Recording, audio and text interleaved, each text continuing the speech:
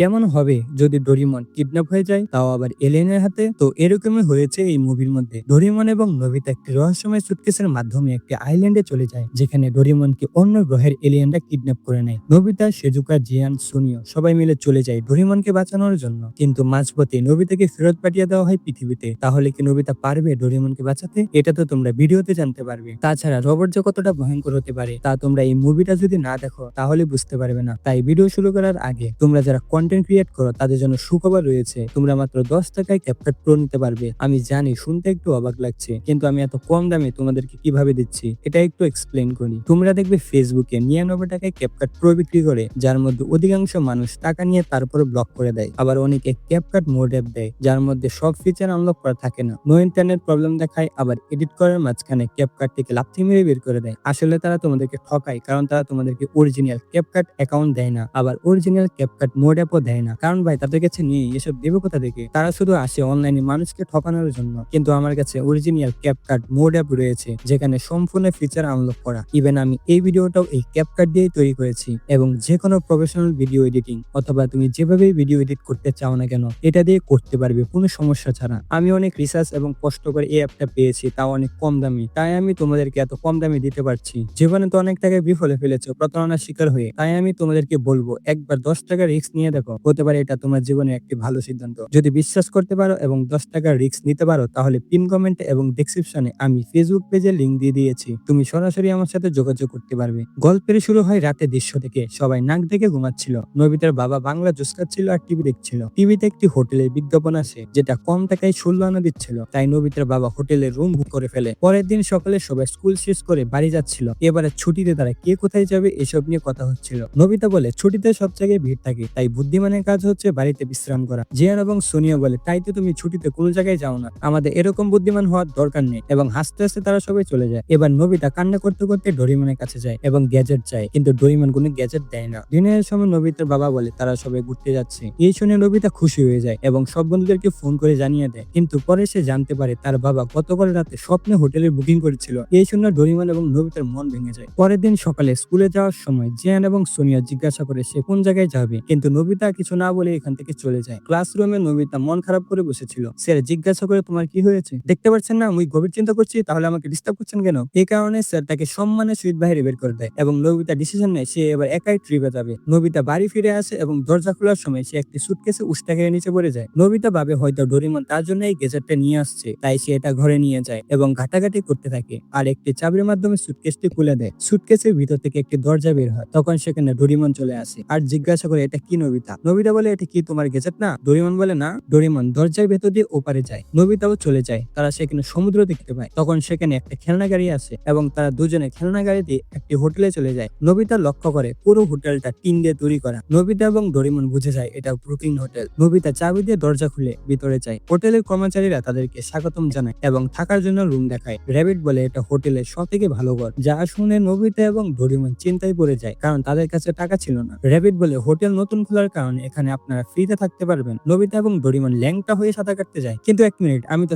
সাঁতারই পারি না। তো সাঁতার কেটে তারা দুজনে হোটেলে চলে যায়। নবিতা লক্ষ্য করে দরজা বারে বারে চাবি দিয়ে খুলতে হচ্ছে। তো নবিতা হোটেলের ম্যানেজারকে জিজ্ঞাসা করে। ম্যানেজার বলে এখানে আক্রমণ হওয়ার সম্ভাবনা আছে, তাই আমরা দরজা লক করে রাখি। নবিতা বলে কে আক্রমণ করবে? হোটেলের ম্যানেজার কথা ঘুরিয়ে দেয় এবং বলে আমার অনেক ক্ষুধা লেগেছে, আমি এখন খেতে যাব, আপনারা কি খাবেন? নবিতা বলে আমাদেরও তো ক্ষুধা লেগেছে, কিন্তু আমাদের কাছে এত টাকা নেই। র্যাবিট বলে হোটেল নতুন খোলার কারণে এখানে খাবার ফ্রি। বাহ ভাই বাহ, এরকম হোটেল তো আমিও চাই, সবকিছুই ফ্রি। নবিতা এবং ডোরিমন খাবার শেষ করে হাতিতে চড়ে ঘুরতে চলে যায়। নবিতা লক্ষ্য করে এখানে সবকিছুই নকল। ডোরিমন বলে হয়তো এটা 22 সেঞ্চুরির হাইটেক গ্যাজেট দিয়ে তৈরি করা। ডোরিমন এবং নবিতা বরফের জায়গায় চলে আসে। নবিতা ডোরিমনের কাছে গ্যাজেট চায় স্কি করার জন্য। ডোরিমন গ্যাজেট দেয়, কিন্তু ডোরিমনের কথা শেষ করার আগে নবিতা এখান থেকে চলে যায়। অতিরিক্ত স্পিডের কারণে নবিতা নিচে কন্ট্রোল হারিয়ে ফেলে। ডোরিমন নবিতাকে খুঁজছিল। ডোরিমন আকাশে একটি এয়ারশিপ লক্ষ্য করে। ডোরিমন সাহায্য চাওয়ার জন্য যায়, কিন্তু এয়ারশিপ ডোরিমনের উপর আক্রমণ করে দেয় আর ডোরিমন নিচে পড়ে যায়। ওইদিকে নবিতাও ডোরিমনকে খুঁজছিল এবং সেও এয়ারশিপ দেখতে পায় আর এয়ারশিপের পিছু করতে করতে সে পাহাড় থেকে পড়ে যায়। কিছুক্ষণ পরে নবিতার জ্ঞান ফিরে আসে এবং নবিতার সামনে হোটেলের হাতি চলে আসে। নবিতা হাতিতে চড়ে হোটেলে ফিরে যায়, কিন্তু হোটেলে কেউ ছিল না। নবিতা ডোরিমনকে খুঁজতে খুঁজতে একটা গোপন রুমে চলে যায়। রুমের দরজা কথা বলছিল। সে বলে এটা ভুলভুলাইয়া, এখানে যে একবার যায় সে আর ফেরত আসে না। এটা শুনে নবিতা এক দৌড় দিয়ে ঘরে চলে যায়। কিছুক্ষণ পরে নবিতা ভাবে ডোরিমন হয়তো রাগ করে 22 সাথে চলে গিয়েছে। আর এদিকে ডোরিমনকে কিছু ছোট ছোট প্রাণী বেঁধে নিয়ে যাচ্ছিল, যার মধ্যে একজন ডোরিমন ডোরিমনকে রাকুন বলে, আর এটা শুনে ডোরিমন ধুরি ছেড়ে মুক্ত হয়ে যায় এবং বলে আমি রাকুন না, আর তাদেরকে ভয় দেখায়। ডোরিমন লক্ষ্য করে সামনে একটি স্পেস রকেট ছিল যেটা অনেক পুরনো ডিজাইনের। ডোরিমন চেক করার জন্য যায়। স্পেস রকেট থেকে একটি ছোট্ট ট্যাঙ্ক বের হয়। ডোরিমন এটা দেখে হাসতে থাকে, কিন্তু ট্যাঙ্ক ইলেকট্রিক শক দিয়ে ডোরিমনের উপরে আক্রমণ করে। তাই ডোরিমনের কম্পিউটার বন্ধ হয়ে যায় এবং তারা ডোরিমনকে কিডন্যাপ করে ফেলে। পরের দিন জিয়ান এবং সোনিয়া নোবিতাকে খেপাচ্ছিল।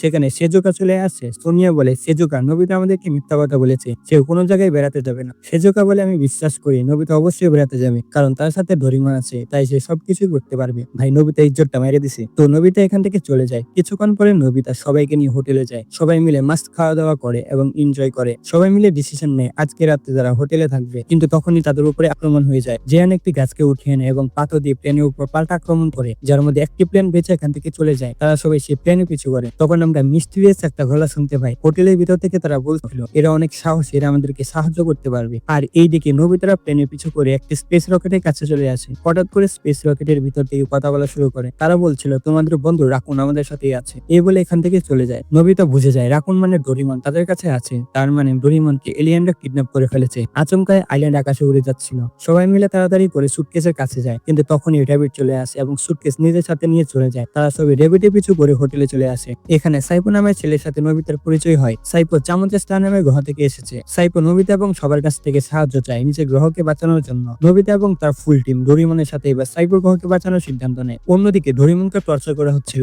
এলিয়েনরা ডোরিমনকে সাইপোর ব্যাপারে জিজ্ঞাসা করে। ডোরিমন বলে আমি সাইপো নামের কাউকে চিনি না। এলিয়েনরা আবারও ডোরিমনের উপর টর্চার শুরু করে এবং ডোরিমনের কম্পিউটার বন্ধ হয়ে যায়। এখানে দুইজন এলিয়েন রোবট আছে। তারা বলে ডোরিমন আর কোনো কাজে লাগবে না, তাই তারা ডোরিমনকে সমুদ্রে ফেলে দেবে। এখান থেকে দৃশ্য পরিবর্তন হয়। সাইপো নিজের গ্রহের ব্যাপারে বলছিল। সাইপো বলে আমাদের গ্রহের সবাই মিলেমিশে থাকতো, কিন্তু দিনে দিনে আমাদের গ্রহ অনেক উন্নত হয়ে যায়। আমাদের সব কাম রোবট দিয়ে করানো হতো। ধীরে ধীরে মানুষের ইনভেনশন করাও বোরিং লাগছিল, তাই তারা সুপার কম্পিউটার রোবট তৈরি করে। সুপার কম্পিউটার অনেক ধরনের ইনভেনশন করা শুরু করে, যার মধ্যে সব থেকে ভালো ইনভেনশন হচ্ছে ইমেজ কন্ট্রোলার। মানুষ যা ভাবতো তাই তার সামনে চলে আসতো। মানুষের জীবন অনেক সহজ হয়ে গিয়েছিল, তাই প্রতিদিন ছুটির দিন থাকতো। কিন্তু এটার মধ্যে অনেক বড় ষড়যন্ত্র ছিল। এটা প্রথমে সাইপোর বাবা ধরতে পারে। সাইপোর বাবা বলে মানুষ যদি সব কাজ রোবট দিয়ে করায় তাহলে মানুষ কোনো কাজেরই থাকবে না। তাহলে এমন একটা সময় আসবে যখন মানুষ রোবট ছাড়া কিছুই করতে পারবে না। সেখানে সুপার কম্পিউটার চলে আসে। সে বলে আমি এটার ব্যবস্থা আগেই করে ফেলেছি।